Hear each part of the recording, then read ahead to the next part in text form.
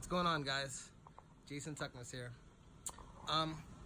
Since it's become a little bit of a hot ticket issue, I wanted to talk a little bit about my experience with biopsies.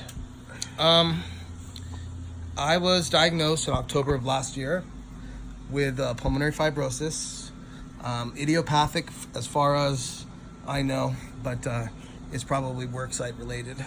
I was a painter, I was a construction worker for 20 years. So I did a lot of inhaling of, wood pulps and sanding, drywall dust, paint fumes, because I was a painter. I was a contractor for the last 15 years. California C33 painting contractor. So anyways, when I was diagnosed, I noticed that my doctor worked kind of in a unit with other doctors at our local hospital. In this unit, there was the pulmonologist, the cardiologist, as well as the chief surgeon of the area, and they all kind of worked together. My doctor is related to a lot of these people. It was kind of like a family organization, and they all kind of scratched each other's backs. And again, this is just my experience. Everybody's going to have their own experience, and everybody's going to have their own needs. As far as I was concerned, I didn't show any signs of cancer. My CBC levels did not indicate that I had any kind of cancerous cells. The one thing that I did have was numerous cystic cysts in my lungs, which could have been checked and looked at during a bronchoscopy. But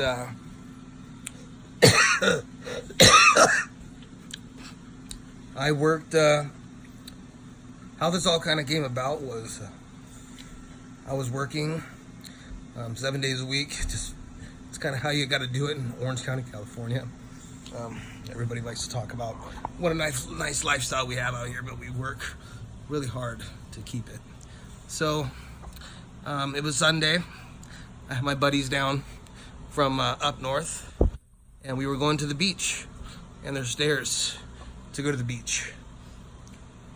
So on the way up from the stairs, I got lightheaded, and I about passed out. And when my friends were around, in front of my wife, I didn't like to show my symptoms, so I hid it. But there was no hiding it this time. I almost hit the pavement. So everybody kind of saw. And when I got home, my children are my whole world. So my wife kind of snitched me out to my kids.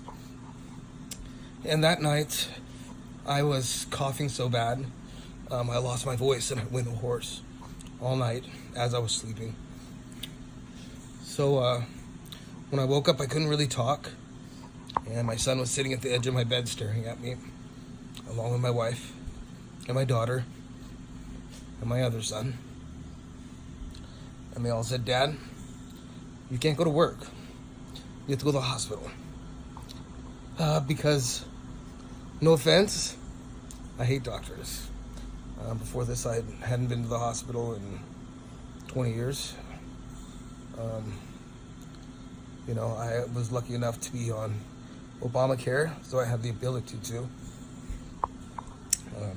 Working construction, you don't get a whole lot of benefits, especially when you own the company. You got to pay for that kind of stuff. And owning a small business in California is tough, So, anyways, I went to the hospital, and I found out that I'd been walking around with pneumonia for at least 3 or 4 months. Walking pneumonia. And if you take a look at my fingers, the clubbing, my fingers have been clubbed like this for the last 15 years.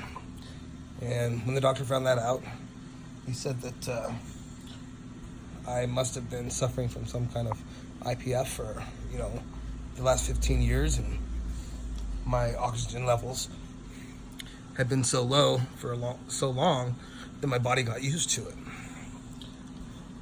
So it was his suggestion that I did multiple rounds of testing. and to figure out what was going on with my lungs. So the first thing we did was chest x-rays, which obviously came back abnormal. The second thing we did was a CT scan with contrast, which showed us a little better what was going on. And at first they thought it was like some kind of cystic fibrosis. And then we did the nuclear testing. And we did a bronchoscopy. And the bronchoscopy was horrible.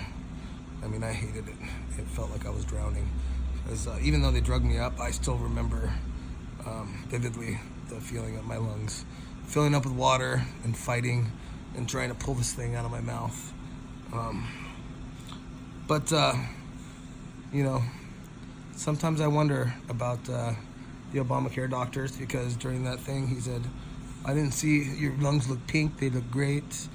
You know, maybe you have some scarring from, you know, you having this prolonged pneumonia. So then the nuclear tests came back and they saw a lot more what was going on.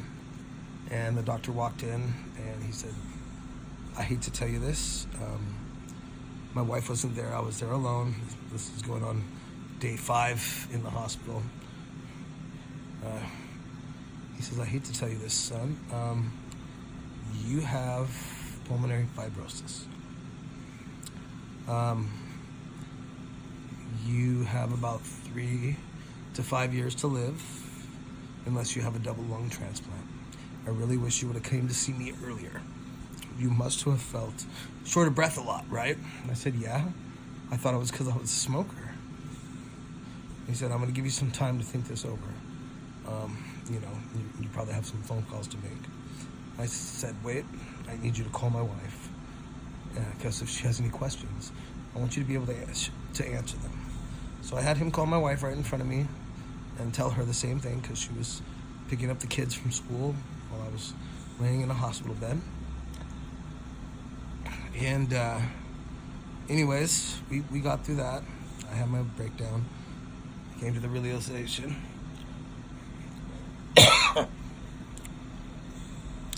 And then the chief surgeon walked in. And he said, I'd like to do a biopsy on you. And I said, well, why? He said, well, we need to check to make sure you don't have cancer. And I said, well, are there any signs that I have cancer? He says, well, with lung issues like this, that's just a precaution we like to take. And then my pulmonologist walked back in and he said, you know, I'm not really sure about this. I'll talk to Dr. Abraham, who's a surgeon. You know, sometimes this exasperates your condition. It could lead to infection. He says, you're young. I have full faith that you're going to recover from this. And if anybody can, it would be you. But I'm not sure at this time it's needed. So he walked out, and I can hear them discussing in the hall.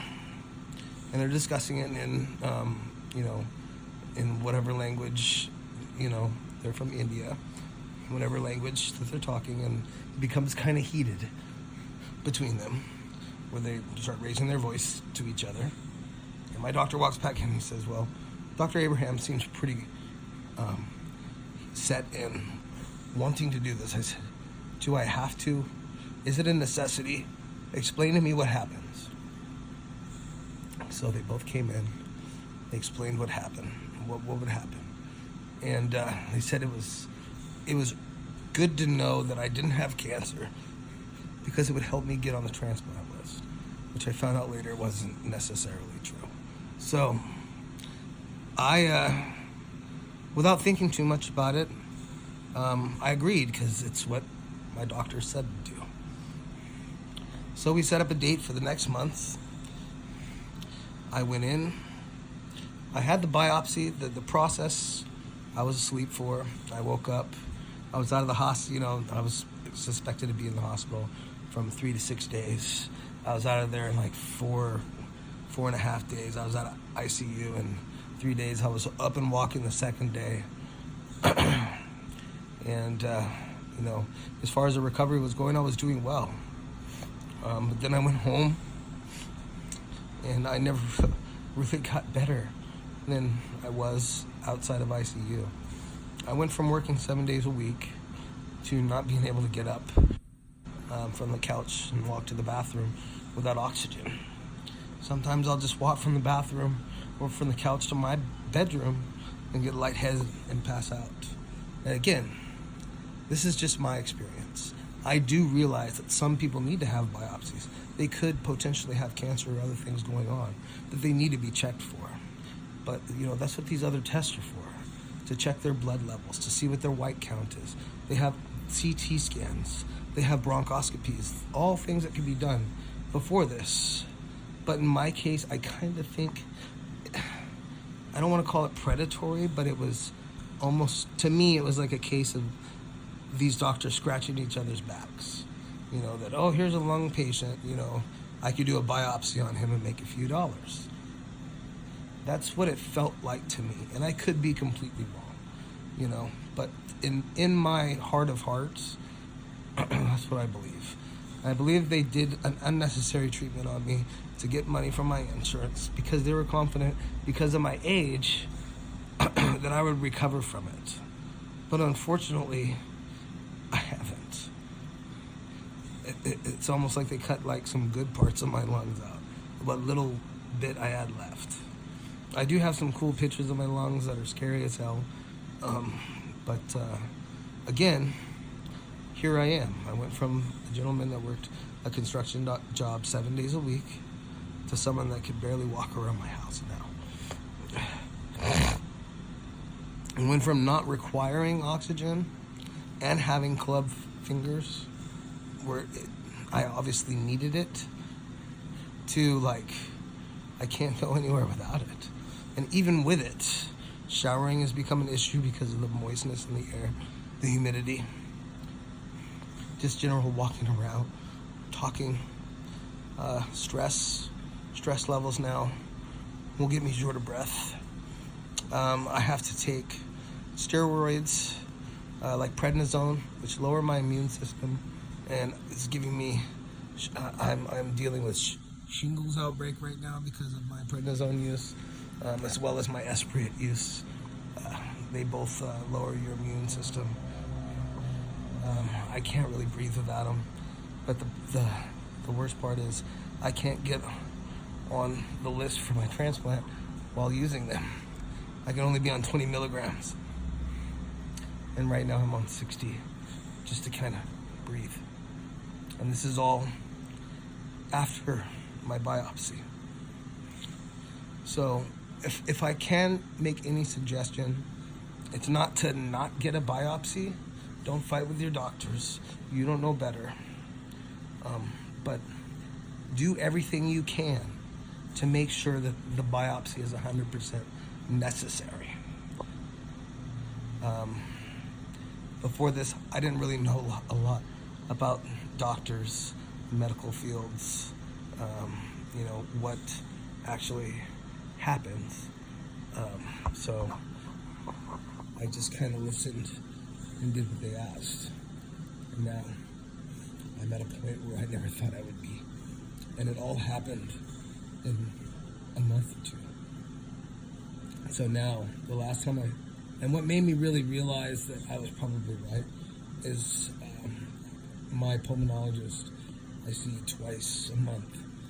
And the last time I went in there, I said, Doc, am I ever going to recover from the biopsy?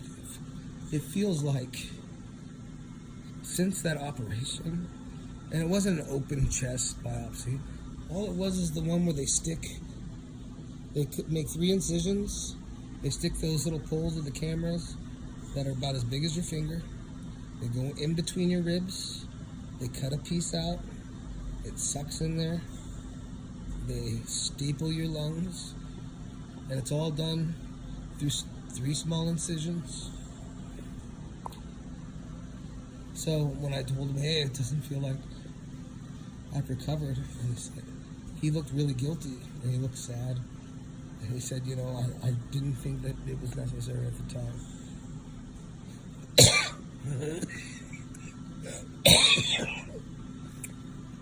But the surgeon was very adamant about it.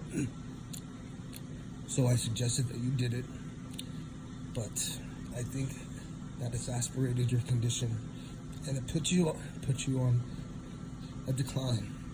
So you declined, and you were here, and now you're here, but you're not becoming worse.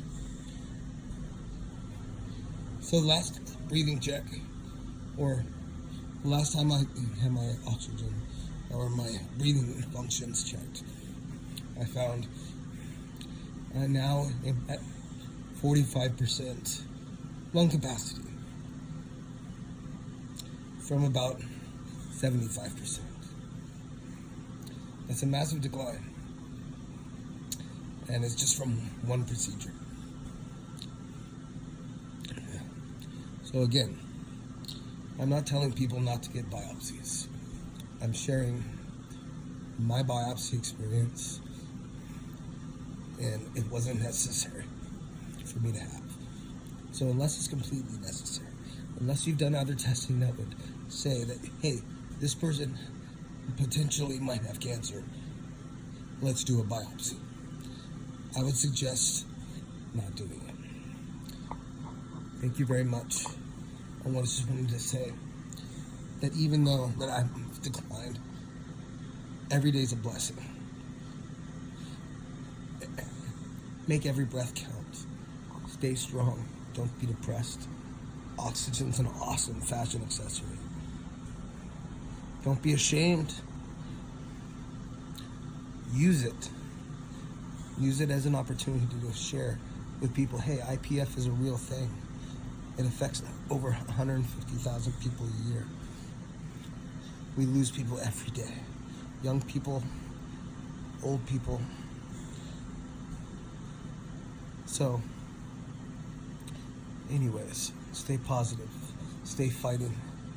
Keep your head up. Smile. Every second we're on this earth is a blessing. Take care, guys.